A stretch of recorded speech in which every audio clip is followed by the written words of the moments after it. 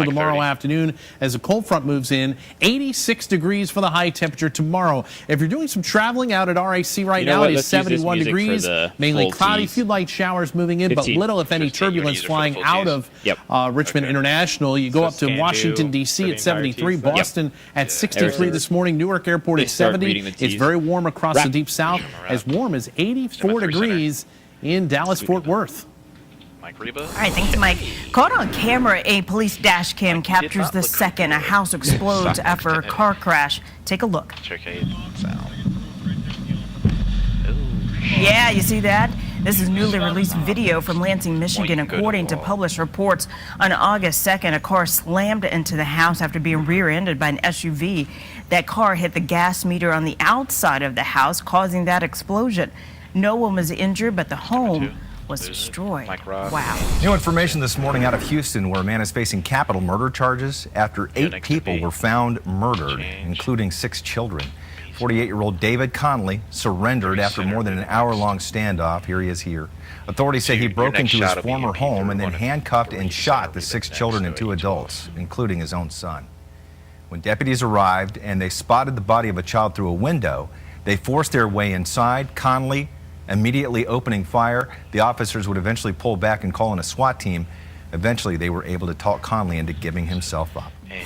Sad news from the NFL. Former football star and sportscaster Frank Gifford has died. According to a statement from Gifford's family, he died of natural causes at his home in Connecticut.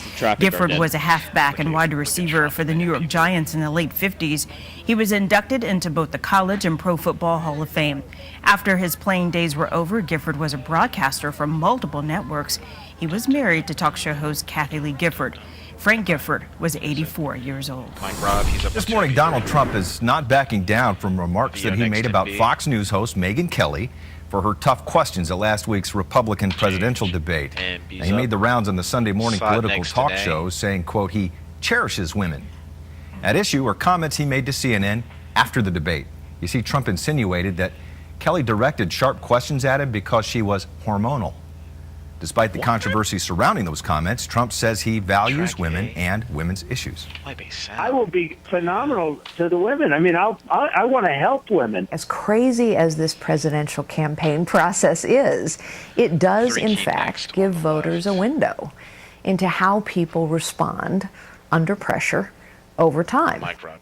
Well, Trump attacked Carly Fiorina, I think I said that right, whom you just saw on Face the Nation there on Twitter, saying she has a 0 chance at winning. Over the weekend, one of Trump's advisors left his campaign in protest over those remarks.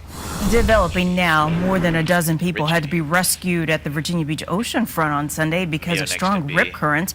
Rip current warnings were posted from the eastern shore all the way down to the Outer Banks. 19 swimmers on the Virginia Beach oceanfront had to be brought out of the water to safety on Sunday alone. The Virginia Beach Life Saving Service says a combination northeast winds and higher than normal waves created strong rip currents. All weekend, they had a knee-deep restriction for swimmers. It'd be very dangerous for people inexperienced in this kind of conditions, and even people fairly strong swimmers in these kind of conditions can be very dangerous. You had to really sink your feet into the sand. And I usually go on my boogie board, but today I was hesitant because I was afraid.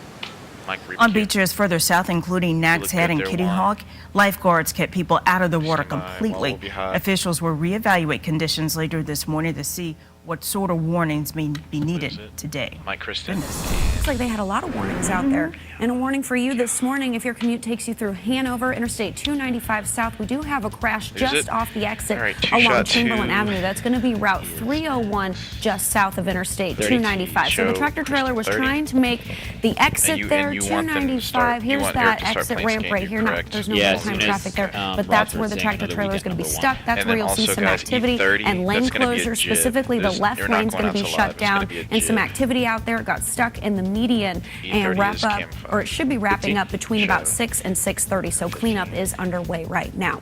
A wrecker, it should be on scene here in Caroline County, 95 south at the Carmel Church exit. Just want to check in with real-time traffic. We really haven't seen any delays here all morning, and it is showing green clear conditions here on the screen. And Rob and Reba, that's what we like to see this time in the morning. Absolutely.